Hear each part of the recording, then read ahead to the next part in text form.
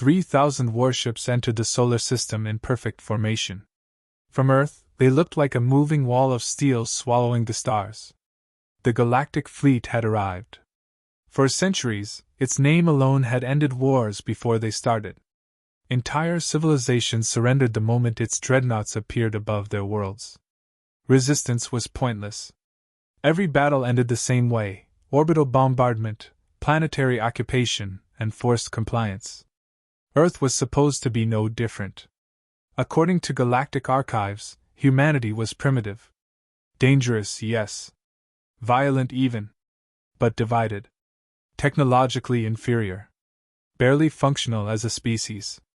300 years ago, early scout vessels had encountered Earth during humanity's unstable era. The reports were almost laughable by galactic standards. Nations constantly fighting. Weapons powered by combustion.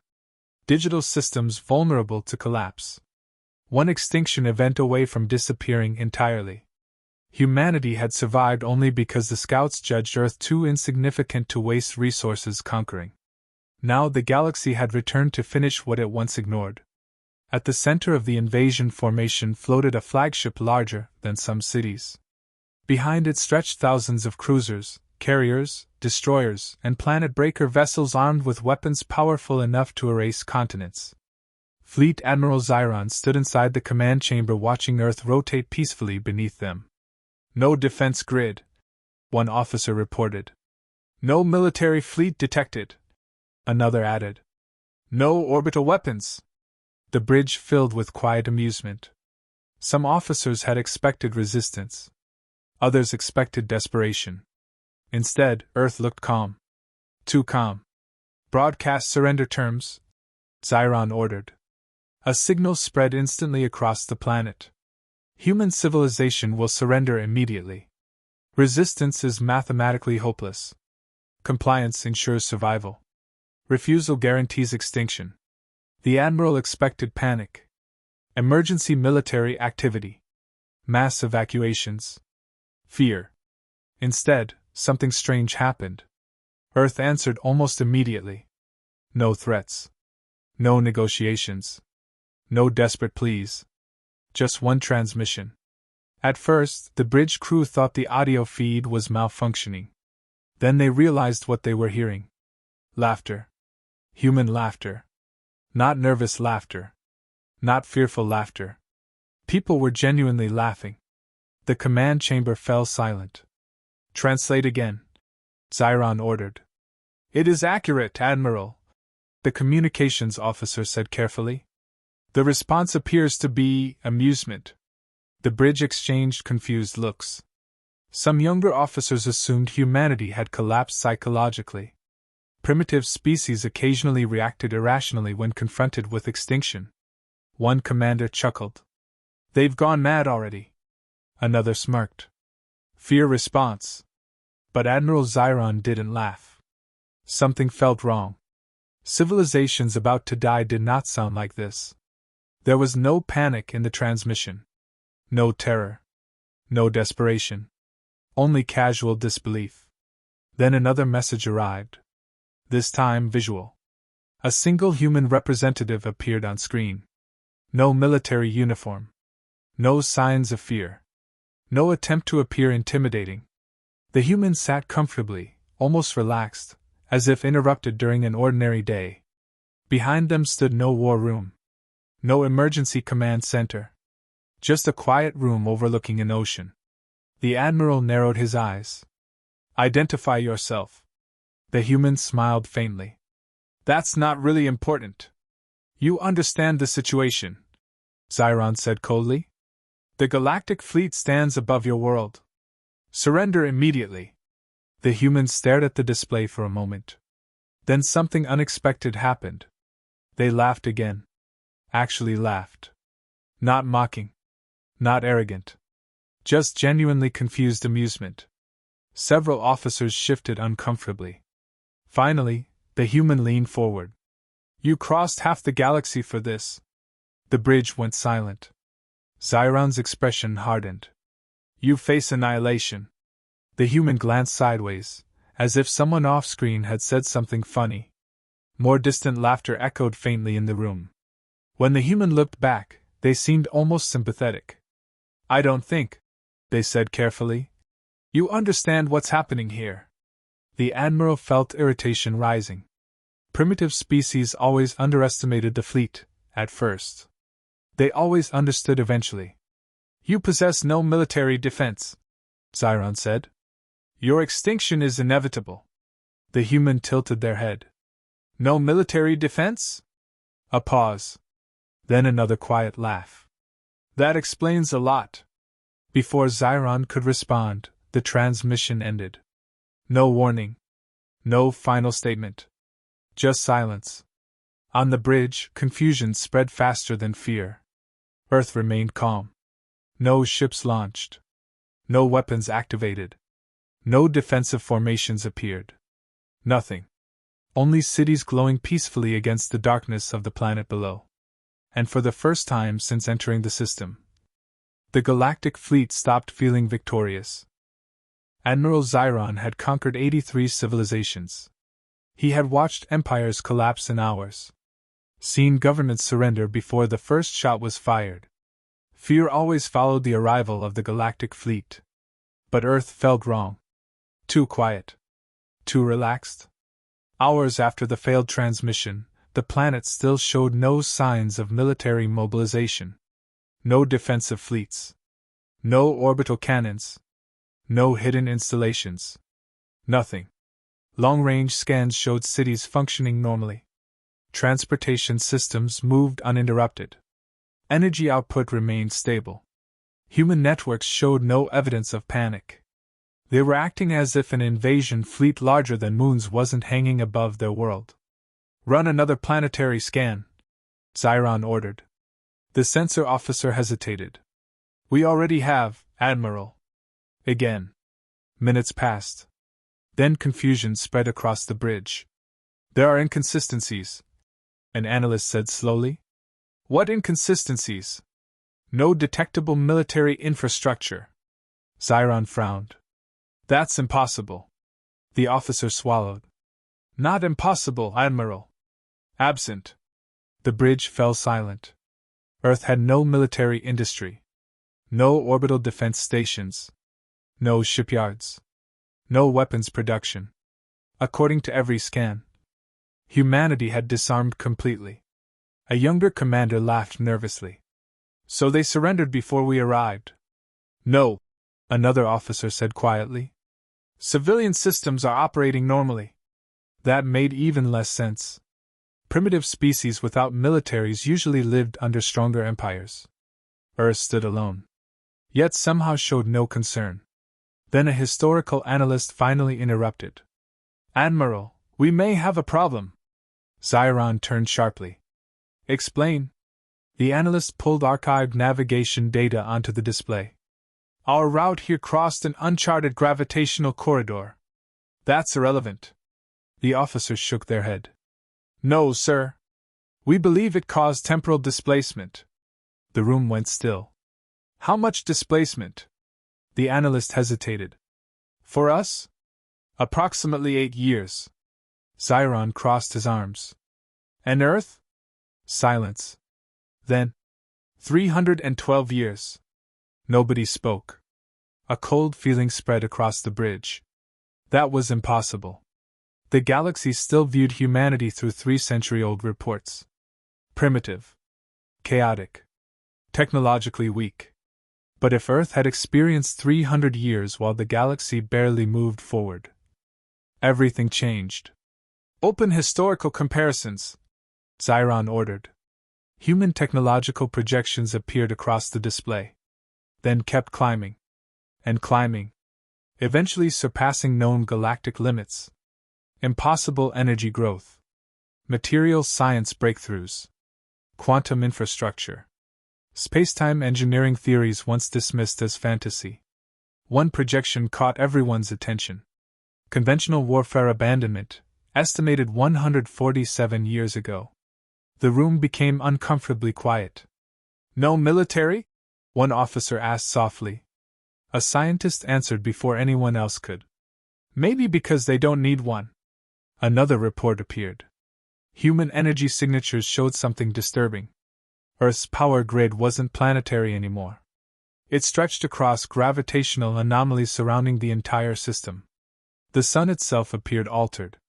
Not damaged. Controlled. Xiron stared at the data. You're telling me they engineered a star? No, Admiral, the analyst said nervously. They engineered spacetime around one. For the first time in decades. The fleet admiral felt uncertainty. Still, doctrine remained clear. No species ignored the fleet and survived.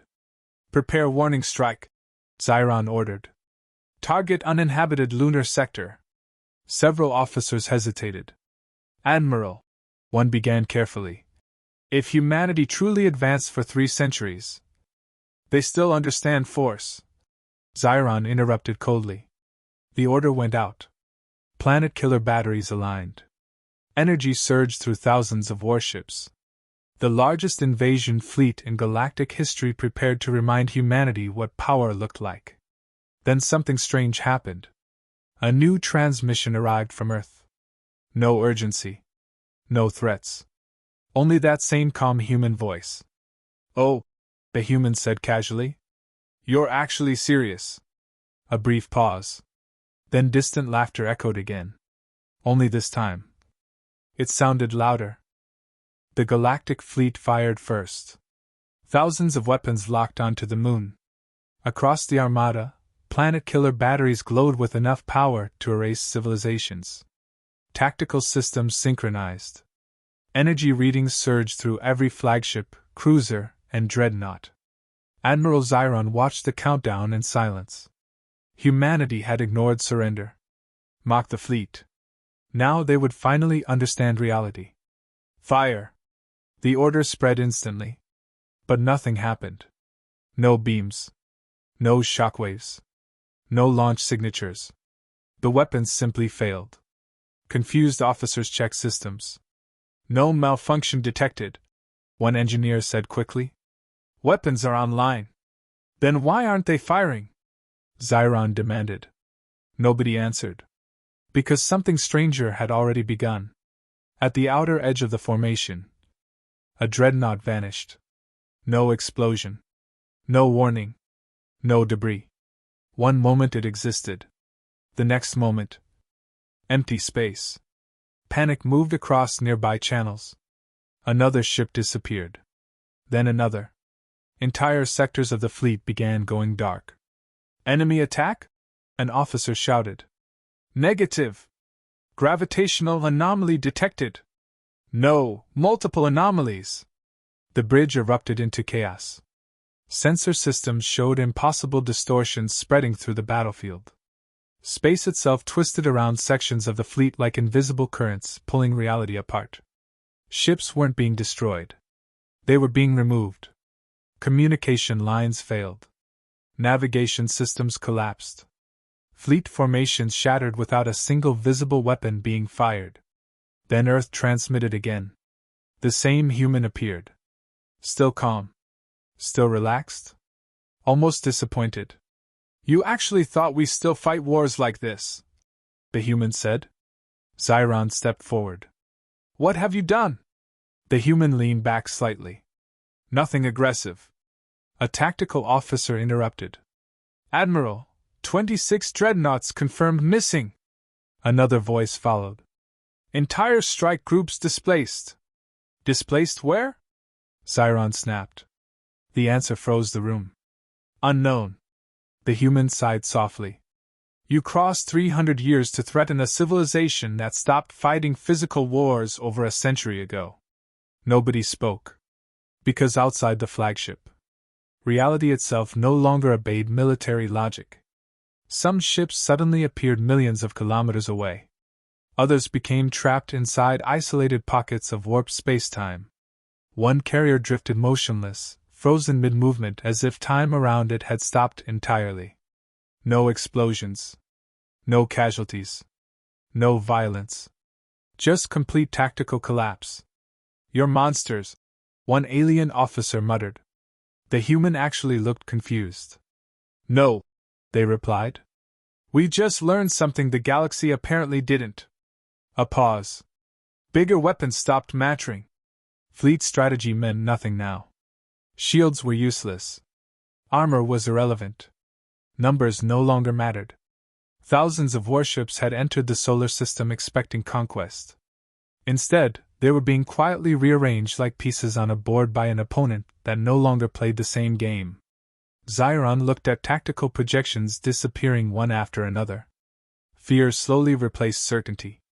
Not because humanity was stronger, but because humanity had become something impossible to understand. Then the human delivered the sentence no one on the bridge would ever forget. You still think wars are won by bringing bigger ships?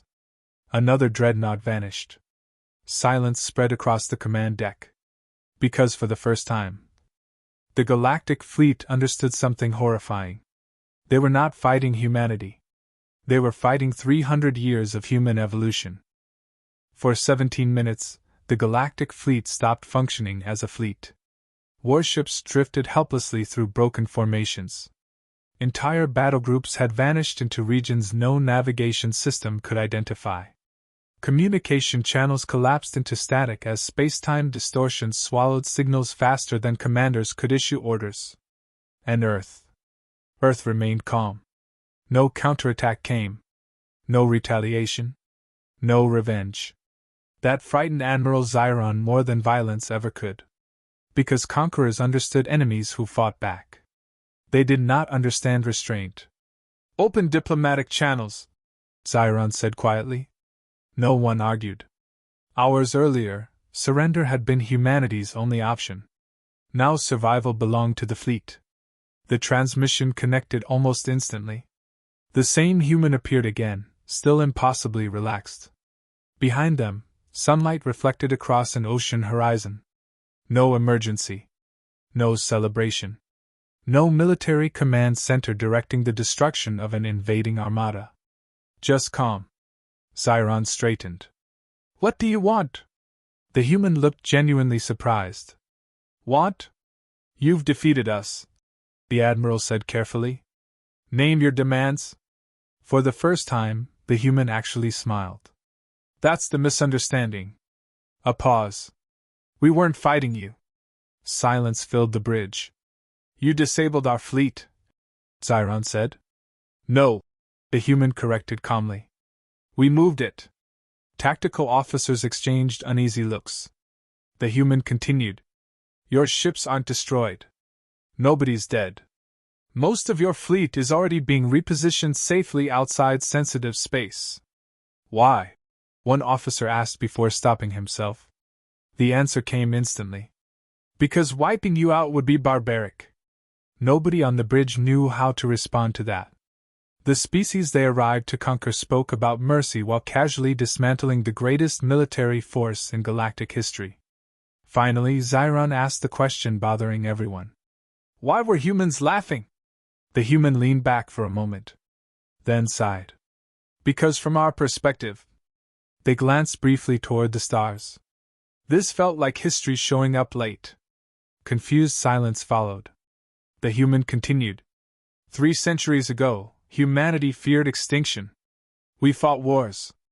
Built bigger weapons. Thought survival depended on overpowering enemies. Another pause. Then we grew up. The sentence hit harder than any threat. Scarcity ended. Borders disappeared. Conflict became obsolete. Humanity stopped building armies because eventually they realized intelligence solved problems violence only delayed. You came prepared for conquest, the human said softly. But the galaxy never noticed something changed. Admiral Xiron looked around the bridge. Thousands of warships. Planet killers. Weapons capable of erasing worlds. All meaningless. Because humanity had moved beyond the need for war itself. Then the human offered something no one expected. Look, they said, almost sympathetically. Your civilization clearly still thinks survival comes from domination. A new data package appeared on fleet systems. Scientific models. Energy breakthroughs. Medical advancements. Space-time stabilization methods. Enough knowledge to transform civilizations. We'll help, the human said. If your people are willing to stop repeating old mistakes. Nobody spoke. Because the terrifying truth had finally become clear. Humanity wasn't dangerous because it was violent. Humanity was dangerous because it had outgrown violence entirely. The Galactic fleet had crossed the stars expecting surrender. Instead, they found a civilization so far ahead that invasion itself had become irrelevant. And somewhere across Earth, humanity still laughed. Not out of arrogance, but because the galaxy had arrived carrying battleships. Against a species that had already conquered the need for war.